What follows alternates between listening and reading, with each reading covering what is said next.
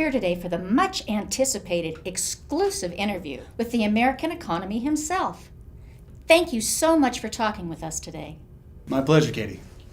The New York Times recently published an article commenting on the details of the downturn of the economy are way too technical for most Americans to understand, and even too technical for most of the bankers to understand. Can you shed some light on this for us? Well, hey, I'm a complicated guy. I'm a mystery, an enigma. You mean an enigma? The same article goes on to say that the American economy has just stopped working.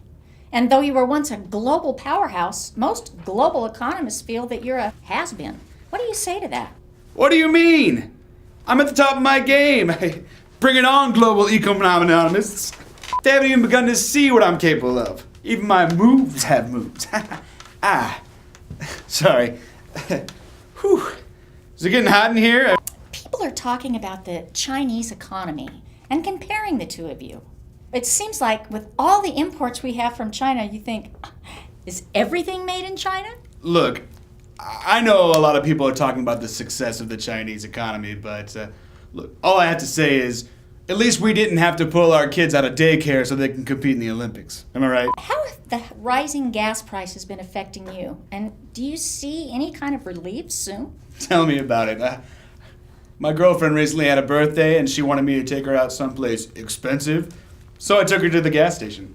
The stock market, how do you feel that's doing? That's another burr in my saddle.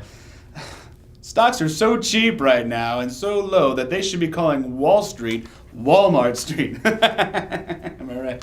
What you're saying is that you're hoping that the American people put their economic stimulus packages into the stock market? Well, I mean, if you're into that kind of thing. If it were me, though, with the switch to HD this February and the start of the new NFL football season, I kind of hope everybody's going to go out there and hook themselves up with a 50-inch flat screen. Ooh, ooh! Am I right? Aren't those made in China? And wouldn't that put our already enormous deficit with China in a worse position? What is it with you and China?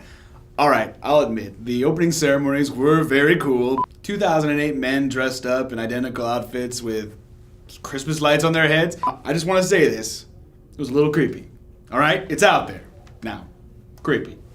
When do you think you began turning towards what many are calling a recession? Oh, hey. You use the R word, and there's a line. You just crossed it. All right? Let's not use that word. The housing market isn't doing well. Some worry that it might get worse. Can you speak to the concerns of the American homeowner? You know, it's pretty simple, really. I mean, when you get a bill, you pay it. Isn't that pretty insensitive?